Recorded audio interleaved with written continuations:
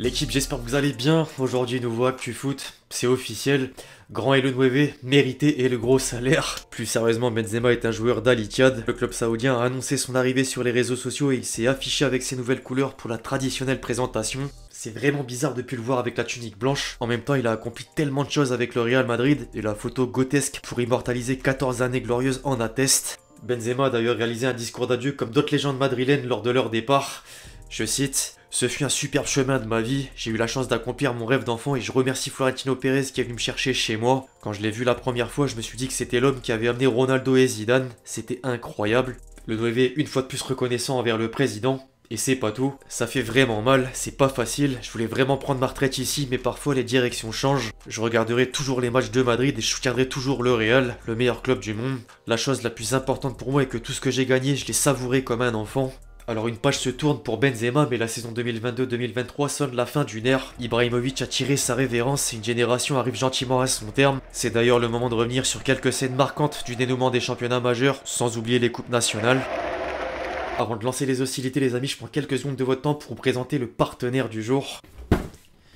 Oli. Qu'est-ce qu'Oli, vous allez me dire? C'est une marque de soft drink qui propose à la fois des boissons énergisantes, Oli Energy, et des thés glacés, Oli Iced Tea. Alors quelle est la différence avec les marques traditionnelles ou plus connues? Le premier aspect notable, c'est le côté écologique. Il y a beaucoup moins d'emballage que les canettes car c'est une boisson en poudre et à titre d'exemple, un pot permet d'éviter de jeter l'équivalent de 50 canettes. Mère Nature t'en remercie pour reprendre les mots du site. Plus sérieusement, concernant le prix qui rentre toujours en ligne de compte, le coût par portion est presque inégalable. Les sachets Iced Tea sont à 27,99€, soit 35 portions à 80 centimes la boisson de 500 centilitres. Et c'est le même topo vis-à-vis du pot énergie à 39,99€ pour 50 portions. Ensuite, les différents produits sont juste plus sains, sans sucre ni taurine, alors que les arômes et colorants sont naturels. En plus de la grande variété de saveurs, chaque gamme a son avantage, comme l'utilisation de la caféine cristallisée qui fait un effet plus long terme et évite un crash post-caféine pour les boissons énergisantes, ou encore l'utilisation d'antioxydants ou de multiples vitamines au rayon des thés glacés. En parlant de termes nutritifs, vous avez les différentes valeurs caloriques disponibles sur le site pour une totale transparence à propos des ingrédients. Après quelques paroles, je vais quand même montrer que j'ai bien testé le produit avant de donner un avis objectif. Je me suis fait un Oli Iced Tea à base de raisin rouge avec le début de l'été et le soleil en ce moment. C'est l'une des meilleures combines pour un peu de fraîcheur.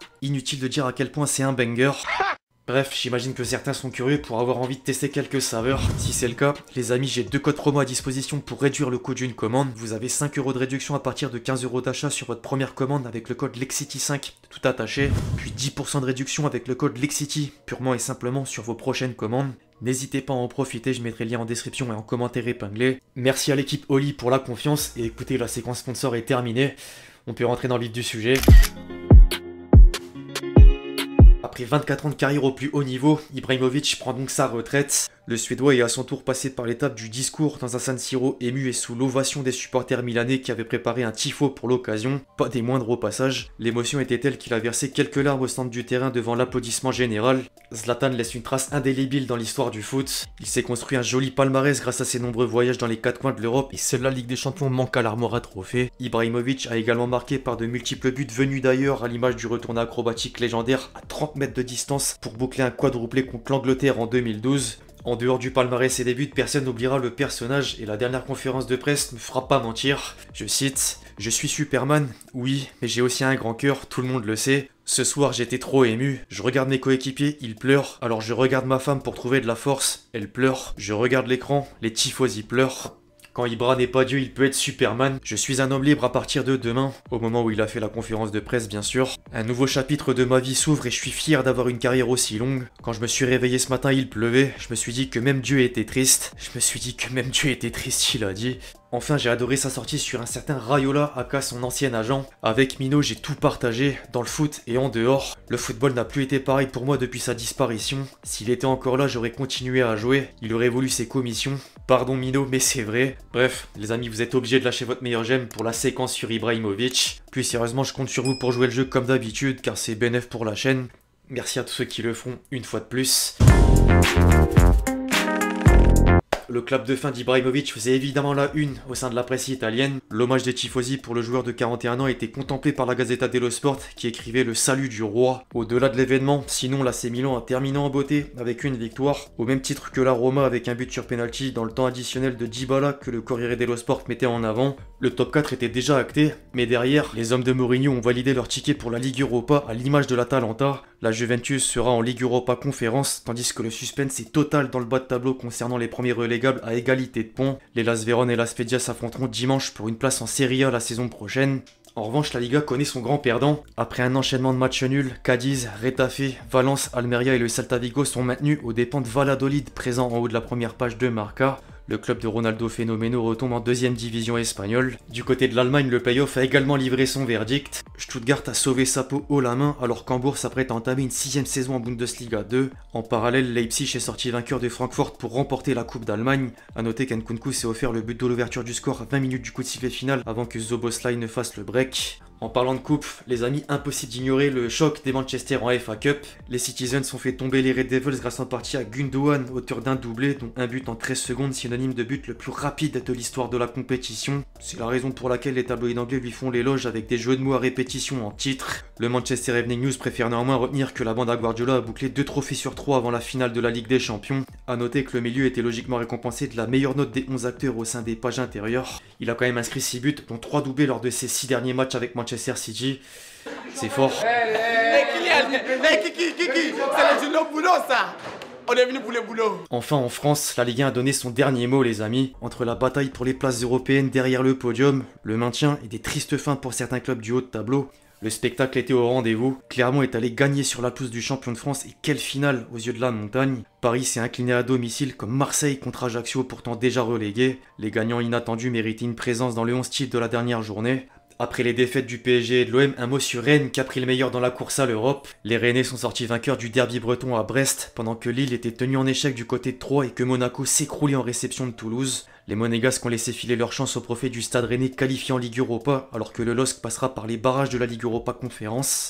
Quant au bas de tableau, c'est la délivrance pour Nantes. Les Canaries, tombeurs d'Angers sur le plus petit des scores, ont profité de la défaite d'Auxerre pour rester dans l'élite la saison prochaine. Le contraste est sans appel entre la joie de Presse Océan et la désillusion de Lyon Républicain. Lens a juste fini le travail pour condamner la JA à la descente en Ligue 2 avant que les joueurs reviennent à Bollard pour faire une dernière fête. Les 100 et or terminent au passage l'exercice 2e à seulement 1 point de retard de la tête et 11 points d'avance sur le 3e. Bref, c'est maintenant l'heure du bilan. L'équipe a révélé son 11 type de la saison 2022-2023 avec une prédominance d'éléments lensois et 2 Parisiens en attaque. Je les mentionne puisque Mbappé a fini meilleur buteur avec 29 buts, alors que Messi a fini meilleur passeur avec 16 passes décisives. En parlant de Messi, la dernière au Parc des Princes ne s'est pas passée comme prévu. Léo Messi. L'Argentin a subi les sifflets des supporters parisiens avant de quitter la capitale. Neymar lui a d'ailleurs adressé un message d'au revoir et presque de soutien sur les réseaux sociaux. Je cite « Frère, ça ne s'est pas passé comme nous le pensions, mais nous avons tout essayé. Ce fut un plaisir de partager 2 années de plus avec toi. Bonne chance dans ta nouvelle étape et que tu sois heureux. Je t'aime. » La question est désormais de savoir quelle sera la suite. La réponse devrait plus tarder parce que plusieurs sources ont rapporté que la Pulga va trancher avant la fin de semaine. Certains s'avancent même à l'image de Relevo qui indique qu'il a choisi l'Inter Miami plutôt qu'un retour au Barça ou une escale avec un contrat juteux en Arabie Saoudite. On en reparle dans la série Mercato demain ou après-demain. Alors le public du Parc des Princes a sifflé Messi comme Neymar, mais pas que. Christophe Galtier, avec tout son staff. Christophe Galtier n'a pas accepté la règle avant d'être évincé par la direction parisienne. Le quotidien Le Parisien a d'ailleurs révélé hier qu'il n'est plus l'entraîneur du PSG, même si tout le monde le savait au vu des noms de potentiels successeurs qui circulent. Après Mourinho ou encore Luis Enrique, les médias français stipulent que la nouvelle priorité des dirigeants parisiens se nomme Nagelsmann. L'Allemand a contacté un certain Thierry Henry pour qu'il fasse partie du projet en tant qu'adjoint et l'intérêt serait réciproque. Affaire à suivre. Au rayon des joueurs, Luis Campos a lancé les manœuvres avec 2 premières recrues. Ugarte va finalement bien s'engager avec le Paris Saint-Germain en provenance du Sporting contre 60 millions d'euros, alors qu'Asensio va débarquer libre. C'est confirmé par Fabrizio Romano. Supporters parisiens, je compte sur vous pour me donner votre avis dans les commentaires. Zidane en Arabie Saoudite, oui ou non? Non. Je crois que les bruits qui ont couru, c'est Zidane. Si l'Arabie Saoudite achète l'OM, serait à ce moment-là le coach de cette opération. C'est reparti pour un épisode de la série Rachat de l'Olympique de Marseille par l'Arabie Saoudite. Plus sérieusement, les amis, RMC par le biais de Roland Courbis comme i24 News stipule que le pays du Moyen-Orient est en passe de formuler une offre conséquente pour racheter le club olympien et convaincre McCourt qui avait refusé il y a 2 ans. J'ai vu que d'autres personnalités marseillaises semblent au courant à leur tour. La vente du club est imminente, les gars. Rien n'a été acté en interne.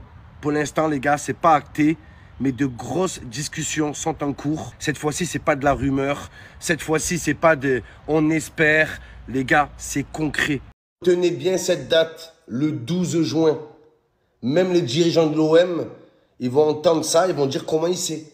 Comment il a pu avoir l'info. Mais là, je viens d'apprendre un truc sur l'OM. C'est chaud, frère. C'est autant te dire que, regarde, je vous jure, je vous mens pas. Regardez, je vous jure, je vous mens pas. De ce que j'ai en tête, là, j'en ai les frissons, tu vois. Alors, info ou intox, c'est difficile à dire. Second poteau,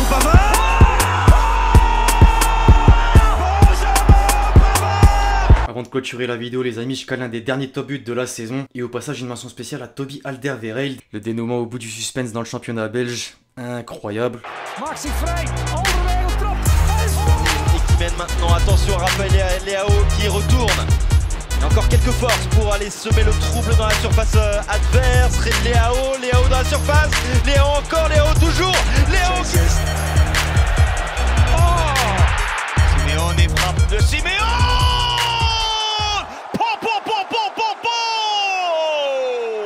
Bref, l'équipe, c'est tout pour l'actu foot du jour. J'espère que vous l'avez kiffé. Je compte sur vous si c'est le cas pour lâcher votre meilleur j'aime.